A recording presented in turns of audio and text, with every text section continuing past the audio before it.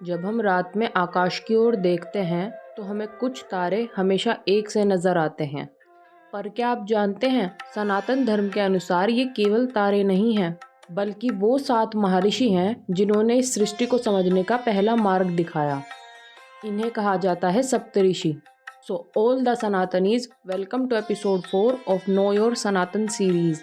पिछले 3 एपिसोड्स में जो आपने प्यार दिया उसी को देखते हुए मैंने सोचा कि इन कॉन्सेप्ट्स को शॉर्ट से ज़्यादा वीडियो फॉर्मेट में थोड़ा और गहराई से समझा जाए।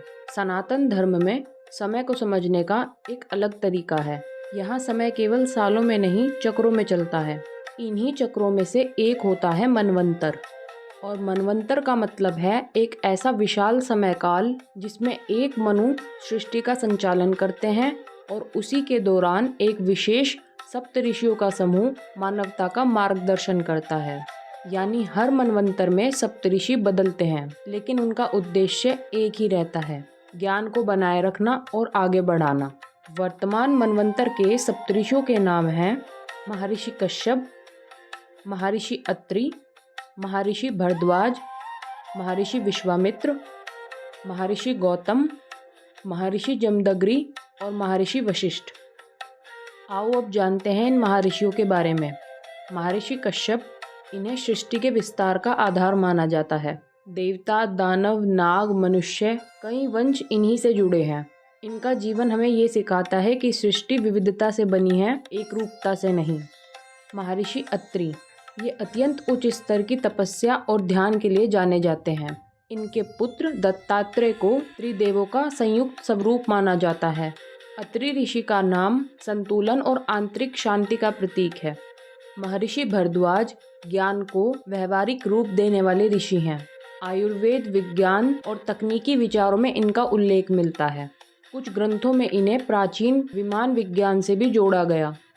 फिर आते हैं महर्षि विश्वामित्र। इनकी कहानी परिवर्तन की सबसे बड़ी मिसाल है।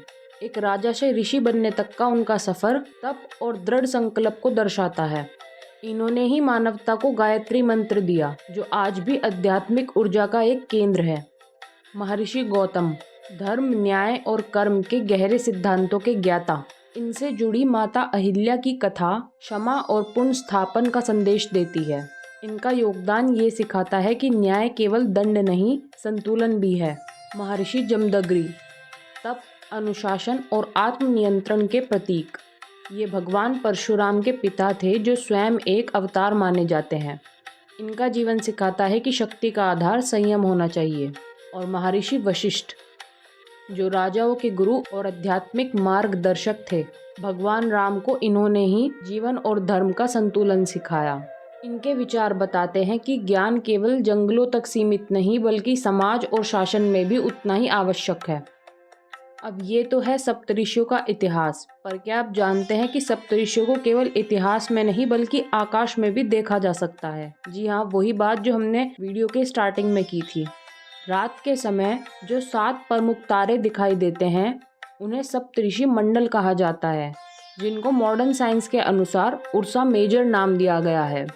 यह हमें ये संकेत देता है कि ज्ञान और मार्गदर्शन समय के साथ खोते नहीं, बल्कि हमेशा हमारे ऊपर हमारे साथ बने रहते हैं।